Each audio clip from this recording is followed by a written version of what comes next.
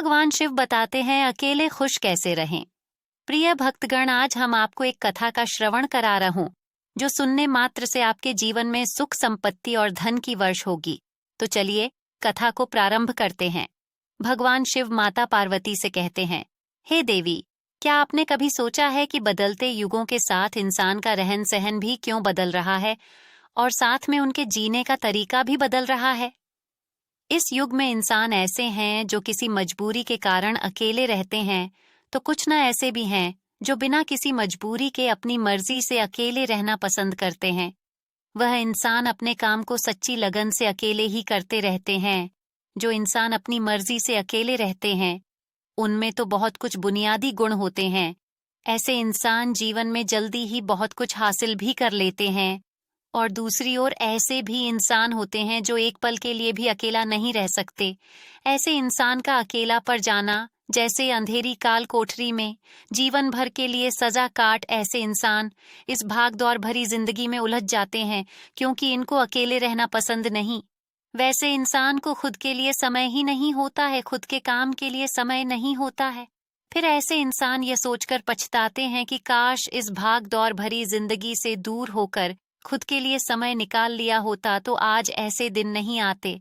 फिर भगवान शिव कहते हैं, पर अकेला रहना हर किसी के लिए वाकई आसान काम नहीं है।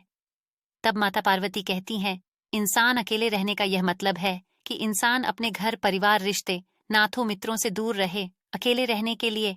तब भगवान शिव कहते हैं, नहीं नहीं देवी, यह एक कला होती है जो आगे हम इस कहानी में बताऊंगा कि इंसान कैसे एकांत में रहकर अपने काम, अपने सम्मान, अपनी प्रतिष्ठा और अपने उज्जवल भविष्य को कैसे आगे बढ़ा सकता है।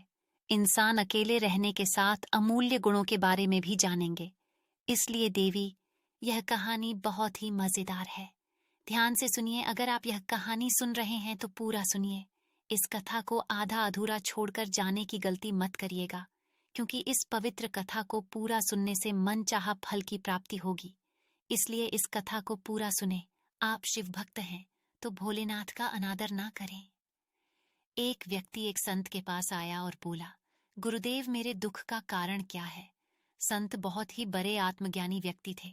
फिर संत कहते हैं, अपने आप को किसी वस्तु से चिपका लेना, उस चीजों को पकड़ लेना और उन चीजों के प्रति आकर्षित होकर उसके पीछे भागना ही तुम्हारे दुख का कारण है।